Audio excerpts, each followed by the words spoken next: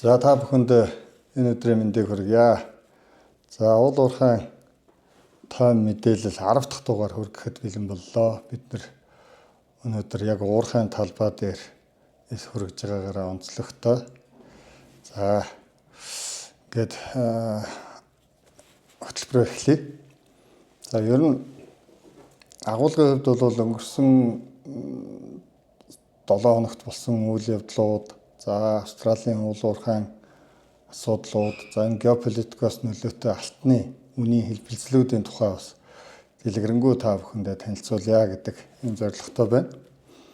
За 4-р сарын эхээр бол Electric гэдэг компани бол Америкийн Аризонад байдаг Санта Крус төсөлдөө бол 800 сая гаруй долларын хөрөнгө оруулалтыг бол Exim банкнаас босгохоор ингээд шийдвэрлсэн байна. За үндсэндээ 15 жилийн хугацаатай энэ зээлийн зарим хэсэг нь бол бас буцалтгүй тусламж хэлбэртэйгээр орж ирж байна гэдэг мэдээлэл байна лээ. 6 дугаар сард бол тэзүүгээ дуусгаад 2026 оны эцэс гэхэд бол бүтээн байгуулалтын ажлыг эхлүүлнэ гэдэг ийм мэдээллийг өгсөн байна. За яг одоогийн байдлаар уг төсөлд бол 120 мянган метр өрөмтлөгийн ажлыг гүйцэтгэсэн. Орд нь бол 2.8 сая тонн зэсийн нөөцтэй. За тооцоололоор бол урьдчилсан байдлаар 20 жилийн хугацаанд 1.6 сая тонн зэсийг олборлоно гэсэн ийм тооцооллыг гүйцэтгэсэн юм байна. За сонирхуулж хэлэхэд бол Авинхой Electric компани бол одоогоор зах зээл дээр 800 гаруй сая долларын үнэлгээгээр үнэлэгдэж байгаа ийм компани юм байна. Авинхой Mines компани одоо бас хамаарал бүхий ийм компани. За Авинхой Mines компани бол яг Монголд анх үйл ажиллагаа явуулж эхлээд 2003 онд бол бас 820 сая $, үнэлгээтэй ийм одоо Junior Exploration хайгуулын олборлолтын өмнөх ийм компани гэж одоо мэдээлэлдээ 2003 оныхоо тайланд ингэж дурдсан байт юм байна. За Авинхой Mines Mongolia гэдэг компани бол мэдээлэл дээр бичснээр бол одоо оюу толгой болон Монголын энэ хайгуулын төслүүдтэй бол 300 гаруй сая долларын хөрөнгө оруулалтыг зарцуулсан гэдэг мэдээллийг бол тухайн үед өгж ирсэн юм байна лээ. За оюу толгойн ордын одоо модулуудыг одоо анхны загварыг босгоод Роберт Фридланд гэдэг хүн бол дэлхийг тойроод маш олон газруудад хөрөнгө оруулагчдын чуулга уулзалтад ихтгэл тавиад Монголыг сурталчлаад явж байсан тухай бол маш олон хэмжээний танилцуулга, видео юмнууд бол байд юм байна. Та бүхэн сонирхвол одоо линкээр орж үзээрэй. Ер нь Авинхой Mines гэдэг компани 1994 оноос хойш үйл ажиллагаа явуулаад 1996 онд бол тухайн жилдээ энэ Канада улсын олборлогчид хайгуулчдын холбооны чуулга уулзалтаас бол шилдэг хайгуулын төсөл хэрэгжүүлэгч гэдэг ийм шагналыг хүртэж исэн юм байна лээ. Түүнээс өмнө бол яг бас одоо стартап бизнес одоо дөнгөж хайгуулын үйл ажиллагаа эхлээд явуулж байхдаа бол тодорхой хэмжээний төслүүдүүд бол бүтлгүүтжсэн. За зарим нэгэн хууль журам зөрчсөн гэдэг ийм асуудалд хүртэл орж исэн юм байт юм бэ. За тухайн үед 2003 оны үед бол 800 гаруй сая доллараар үнэлэгдэжсэн Авинхой Mines гэдэг компани бол өнөөдрийн байдлаар дэлхийн хэмжээнд 15.6 тэрбум Канад доллар буюу 12 тэрбум Америк доллараар үнэлэгдэх хэмжээний уул уурхайн том компани болж хөгжижээ. Энд бол Монголын говьд одоо олж илрүүлсэн оюу толгой төслөөс гадна бүгд найрамдах Конго улсад илрүүлсэн төсөл нь бол маш их том түлхэц өгсөн гэж мэдээлэл дээр бол бичсэн байт юм байна лээ. За ер нь энэ компани хөгжлийн үе шатуудыг бол 3-4 үед хуваагаад бичсэн байт юм байна. За эхний ээлжинд бол 94-өөс 2000 он буюу одоо яг Монголд хайгуул хийж исэн, за хайгуулын хөрөнгө оруулалт хийгээд ажиллаж исэн үеийг бол үүсгэн байгуулагч эхний он жилүүдээ энд бол маш их хэмжээний эрсдэл болон зориг шийдвэрүүдийг гаргаж ирсэн гэж бичсэн байт юм байна лээ. За 2010-аас 10 оноос хойш бол маш олон тооны худалдан авалтуудыг хийж гүйцэтгэж хөрөнгө оруулалтыг хийснээр бол энэ компани өсөлт хөгжилтөнд бол маш том хувь нэмэр оруулсан байдгаа гэж үзсэн байт юм билээ. Энэний гол төсөл нь бол түрүүчийн хэлдэг Камао Какола буюу Конго улсад байгаа энэ төслийг хэлж байгаамаа. За ерөнхийдөө бол энэ бизнесүүдийг хийгээд явж явах үед бол Роберт Фриланд гэдэг хүний энэ зоримог шийдвэрүүд бол маш их чухал үр гүйцэтгэсэн стратегийн маш их том энэ бодлогуудыг бол гаргаж ирж, чиглэлүүдийг гаргаж ирж удирдах явуулж исэн гэж бичсэн байна лээ. Маш олон тооны түншлэгч, маш олон тооны компаниудтай бол хамтын ажиллагаа оролцсон гэдэг. Тухайлбал одоо энэ Камао Какола төсөл дээр бол бүгд найрамдах хятад ард улсын Зижин групптэй хамтраад ингээд олборлолтын ажлыг эхлүүлээд явж байгаа юм байна. За одоогийн үе шат бол ерөөсөө энэ компани бол Монголд орж ирж ирсэн шиг Junior Exploration компани биш болчихжээ. Энэ бол топ 50 уул уурхайн компани нэг болтлоо ингээд хөгжсөн байна. Тэгэхээр эндээс бид нар юуг харах ёстой вэ гэхээр үндсэндээ бид нар энэ компани одоо уул уурхайн том компани үүсэж хөгжиж одоо томорно гэдэг бол маш их урт хугацааны маш их одоо хичээл зүтгэл шаардсан зоримог шийдвэрүүд гаргасан эрсдэл давсан ийм зүйл байдаг байх нэ гэдгийг бол харах хэрэгтэй баг. За уул уурхайн 50 шилдэг 50 компани одоогоор бол 32-т нь жагсаж шиг харагдаж байна лээ. За ер нь энэ топ 50 компани жагсаалтыг бол өнгөрсөн 7 хоногт mining.com сайтаас бол шинжилэн гаргасан байна. За ер нь нийтдээ энэ уул уурхайн 50 компани нийт хөрөнгийг бол 1.4 их 80 доллараар бол хэмжиж байгаа юм байна. За энэ нь бол 2022 оны дүнгээс бол даруй 400 орчим сая доллараар тэрбум доллараар бол багасчихсан байна. Уул уурхайн компаниудын хөрөнгө бол багассан байна гэсэн ийм дүн шинжилгээ хийсэн байна лээ. 2022 оны энэ дүн бол нэлээд одоо хувьцааны үн өндөр. За компаниудын одоо үнэлгээ бол маш өндөр байсан байна гэж харагдаж байна. За энэ дотроо бол төрөл бүрийн одоо дүн шинжилгээнүүдийг хийсэн харагдаж байгаа юм. За хамгийн өндөр ашигтай байсан компаниуд бол үндсэндээ алтны олборлагч компаниуд нэлээд өндөр ашигтай байсан байгаа юм. За энэ ангилал дотроо бол бас бусад металлууд одоо ялангуяа энэ зэсийн болон нүүрсний одоо компаниуд бол харьцангуй үр ашиг нь муудсан, буурсан ийм үзүүлэлтүүд бол харагдаж байгаамаа.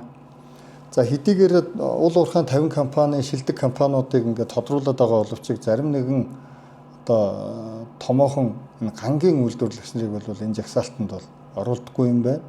Мөн одоо нөгөө эдийн засгийн үр өгөөж болон бусад одоо тоон датанууд нь бол ил биш байдаг учраас энэ төврийн өмчит компаниудыг бол хасчихсан энэ жагсаалтанд бол оруулдаггүй юм байна. Тухайлбал одоо Чилийн Коделког бол оруулдаггүй. За мөн одоо нөгөө Бао Стил гэдэг энэ хятадын томоохон төмрийн одоо олборлагч компаниг бол оруулдаггүй юм байна. За түрүү хэлсэн алтны олборлагч буюу алт болон бусад үнд металл олборлагч компаниуд бол энэ жагсаалтын 3/1-ийг нь бүрдүүлдэг. За энэ жилийн хувьд нэг онцлогтой нь бол энэ жагсаалтыг Канада улс тэргүүлж байгаа. Австрали өмнө нь бол дандаа Австрали улс тэргүүлдэг байсан юм байна. За хэдийгээр Австрали улс байрны хувьд ухарсан ч гэсэн Мельбурнд төвтэй BHP болон Rio Tinto компаниуд бол энэ жагсаалтыг тэргүүлсэн хэвээрээ байгаа юм байна. За бусад одоо түүхий эдийнхэн төрлөөр ангилах юм бол маш олон төрлийн салбар руу ингээд төрөлдсөн компаниуд бол нэлээд тийм өндөр дээгүүр байрыг эзэлдэг ийм үзүү тогтол харагдаж байна. Нүүрс болон төмөр, уран, газрын ховор зэрэг элементүүд бол харьцангуй бага зүйн дарж байгаа зүй тогтлууд бол харагддсан байна. За Бразилд өнгөрсөн 1 сард одоо бас л энэ томоохон уул уурхайн компаниудын нэг Бразилийн Vale Group-ийн одоо төмрийн хөдрийн олборлолт бол нэг 4.5%-аар буураад 67.7 саяыг нэгдүгээр улиралд бол олборлоо гэдэг мэдээллийг бол гаргасан байна лээ.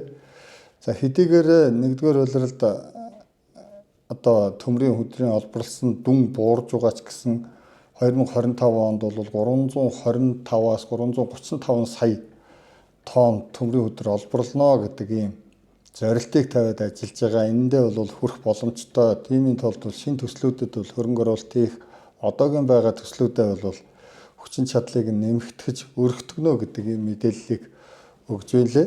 За энэ нэгдүгээр улиралд одоо бүтээгдэхүүн гаргалтыг бууруулсан шалтгаанаа бол үндсэндээ маш их хэмжээний орсон борооны улмаас бол бас саатал үүссэн гэдэг ийм мэдээллүүдийг бол гаргасан байна. За Австрали улсад одоо 1.5 км гүнтэй ийм босон амыг барьж байгуулж байгаагаа Newmont компани Tanami гэдэг уурхай дээр бол одоо бүтээж байгаа гэдэг ийм мэдээллийг бол гаргасан байна. За ерөнхийдөө энэ орд нь бол Австралийн хойд бүс нутагт байрладаг. Нийтдээ бол яг 3.4 тэрбум долларын ийм хөрөнгө оруулалтаа нийт хөрөнгөөр бол үнэлэгддэг ийм уурхай юм байна. 5.1 сая тонн унц алтны нөөцтэй гэдэг ийм мэдээллийг өгсөн байна лээ. За ихэнх хэсэгтээ бол ил уурхайгаар олборлож байгаад одоо бол далд уурхай руу шилжсэн. Одоогийн байдлаар бол нэг газрын доор ажилладаг 10 ачигч машин, 22 ачааны машин, за мөн одоо боловсруулах үйлдвэр бол үйл ажиллагаагаа явуулд юм байна. За шинээр баригдаж байгаа босон амн дээр бол яг одоо алсын зайн удирдлагатай орчин үеийн тоног төхөөрөмж технологиудыг бол нэвтрүүлж байгаагаараа бол энэ орд уурхай бол маш онцлогтой юм аа гэдэг юм мэдээллийг гаргасан байна лээ. Тухайлбал одоо галын аюулаас урьдчилан сэргийлэх, галын аюулыг одоо унтраах ийм алсын зайн удирдлагатай төхөөрөмж тоноглолуудыг бол хийж гүйцэтгэж байгаа гэдэг мэдээллийг өгсөн байна. Энэ уурхай нь бол Австрали улсдаа бол хамгийн гүн нэвтэрсэн уурхайд бол бүтээн байгуулагдсныхаа дараа тооцогдох юм байна. За ер нь бол бидний хувьд бол энэ подкастаа энэ алтны ханшийн өөрчлөлтийг бол гүйцэж хийж чадхаа болоод байгаа. Ер нь дугаар болгон дээр бол алтны ханш түүхэн дэд хэмжээндээ хүртэл өөрчлөгдөж байгаа ийм зүй тогтол байгаа. Сүүлийн одоо 3 сарын хугацаанд бол бараг 400-500 доллараар өсөлттэй явж байна. За энэний учир шалтгааныг бол маш олон судлаачид маш олон өөр өөрсдийн гэсэн өнцгүүдээр тайлбарлаж байгаа. Гэхдээ бол ер нь бол энэ худалдааны дайнтай нэгдүгээрт холбоотой, хоёрдугаарт бол энэ Орос Украины зөрчилдөөн дайн, за энэ Европын холбооны гаргаж байгаа энэ дайныг үргэлжлүүлнэ гэдэг шийдвэрүүдтэй бол холбоотой юм байна. Энэ ер нь бол Европын холбоо болон бусад одоо энэ шийдвэр гаргах төвшний хүмүүс бол энэ тусгай нууц мэдээлэлтэй байна. Ийм улмаас бол энэ алт худалдан авалтыг бол маш өндөр хэмжээгээр хийгээд энэ ханшид нөлөөлөд байна гэдэг ийм гэдгийг ярьж байгаа судлаачид хүртэл байгаа. Тухайлбал одоо Афганистаны дайны өмнө, Иракийн дайны өмнө бол алт ерөөсөө ямар ч юм мэдээлэл гараагүй байх үед бол алт урьдчилаад ингээд үнэн өсөд явж исэн гэдгийг хүртэл бол зарим нэгэн судлаачид тоо баримтыг нь гаргаж тавьсан байна лээ. За JP Morgan бол таамаглалаа, алтны үнийн таамаглалаа бол шинжилсэн байгаа юм. Оны сүүл энэ 25 оны сүүлэхэд бол 3675 ам долларт хүрнэ гэдэг юм таамаглалыг дэвшүүлсэн байна. Ер нь одоо нэг улирлын хэмжээнд бол алтны эрэлтийг нэг 710 тонн орчимд бол хэлбэлцэнэ. Энэ эрэлтэнд бол хамгийн гол нөлөөлөх зүйл нь бол энэ төв банкнуудын одоо худалдан авах энэ сонирхол бол нөлөөлнө гэдэг ийм таамаглал байна лээ. 2026 он гэхэд бол нэг 4000 ам долларт хүрээд за хэрвээ энэ 710 тонн одоо улиралдаа энэ эрэлт хэрэгцээтэй байх юм бол энэ эрэлт хэрэгцээ ямар нэгэн энэ геополитикийн тодорхойгүй нөхцөл байдлаас болоод огцом нэмэгдэх боломжтой. Ингэж нэмэгдэх юм бол одоо 4000-аас дээшээ өсөх боломжтой шүү гэдэг ийм мэдээлэл өгсөн байна. За тэд мөн одоо энэ гинт өсөж байгаагаагаа адилхан гинт ийм эрэлтийн одоо бууралт ажиглагдаж мөн унах магадaltaй шүү. Одоо энэ бол зах зээл дээр гардаг жирийн үзэгдэл одоо энэ их хөөсрөл бууралтын дараа бол одоо гинт унах магадaltaй шүү гэж таамаглалдаа бас дурдсан байна лээ. За яг хөө сүүлийн 3 хоногт гарсан мэдээлэлээр бол Украины асуудлаар ямар ч байсан түр гал зогсоох болон одоо зарим нэгэн нааштай өөрчлөлтүүд гарч ийнэ гэж байна. За мөн одоо Америк хятадын хоёр талаасаа бол энэ худалдааны дайн дээр бол бас тодорхой хэлцээрүүд хийгдээд явж байгаатай холбоотой алтны үнэн дээр бол бас жоохон бууралт ажиглагдаад өнөөдрийн байдлаар бол 3300 орчим долларт очсон явж байна.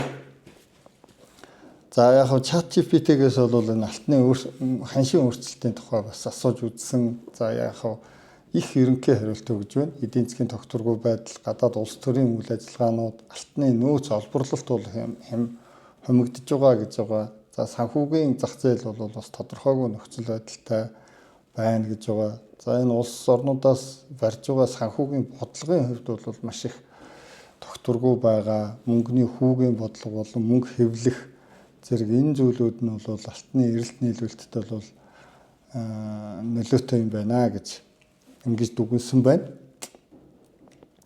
За эцэст нь та бүхэндээ нэг зарлалын шин чанартай зүйл хэлэхэд бол Коксч нүүрсний одоо анхны конференцийг бол бүгд найрамдах Хятад ард улсын Шамин хотод Фужиан мужийн Шамин хотод бол зохион байгуулахаар төлөвлөж байгаа юм байна. За энд бол ойролцоогоор гишүүн биш улсууд нь бол 1000 орчим долларын төлбөртөөгөр энэ 2 өдрийн үйл ажиллагаанд оролцох боломжтой.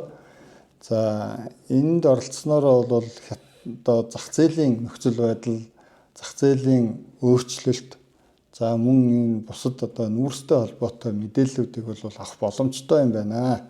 Тийм учраас та бүхэн энд оролцож одоо нүүрсний зах зээлийн тухай мэдээллүүдийг аваарай гэж.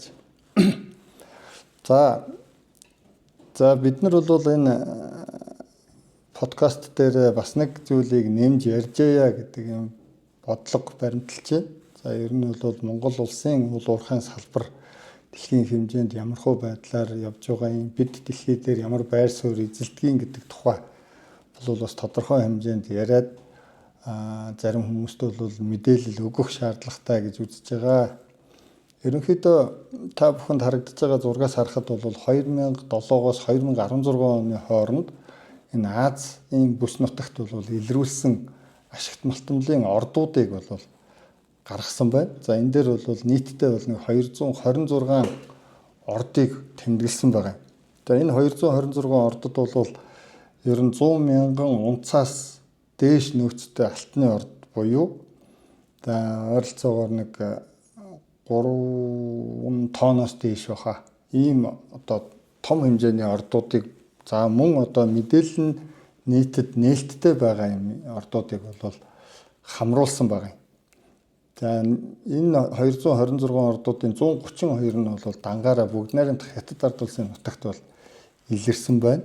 За алтны ордуудаас гадна хар туглаг, цайр гэх мэт ордууд бол олон тоогоор илэрсэн гэдэг мэдээллийг бол та бүхэн харж байна. За голд нь бол Монгол улсын нутаг дэвсгэрийг бол тодруулаад харуулсан. Энэ дээр бол 3 орд бол бүртгэгдсэн байгаа.